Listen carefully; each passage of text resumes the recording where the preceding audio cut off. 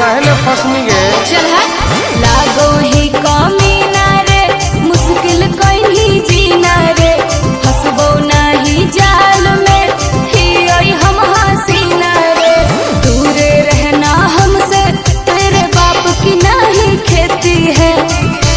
दूधू बोलने के बाद जैसे छाली देती है। अच्छा दूधू बोलने के बाद जैसे छाली देती है। तो क्या छोड़ी पटाने से पहले तो गाली देती है।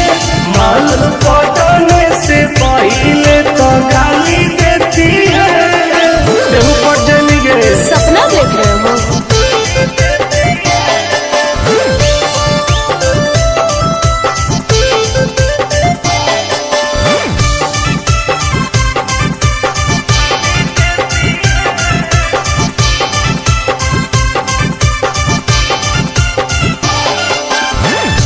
भी पढ़ाई छौरा प्यार के पहाड़ा।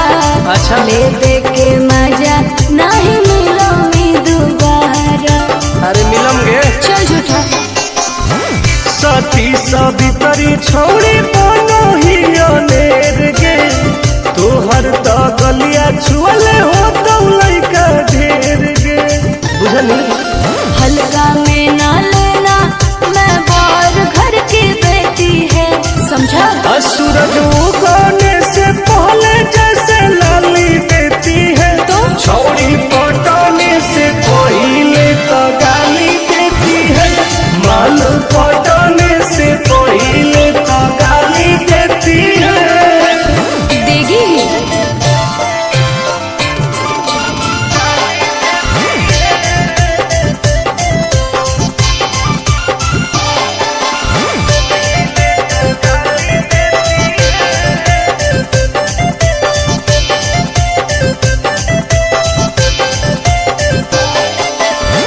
दूरे तू रहिए नहीं आई है हमारा पास रे।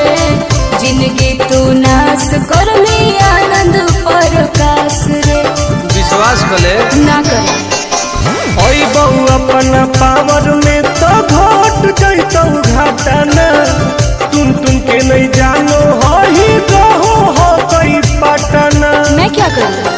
यदि हमको दोगे दाव तो मैं भाव नहीं लेती है। अरे बात में चटेला ओठ लाली देती है। छौड़ी पटाने से पहले तो गाली देती है। माल पटाने से पहले तो गाली देती है।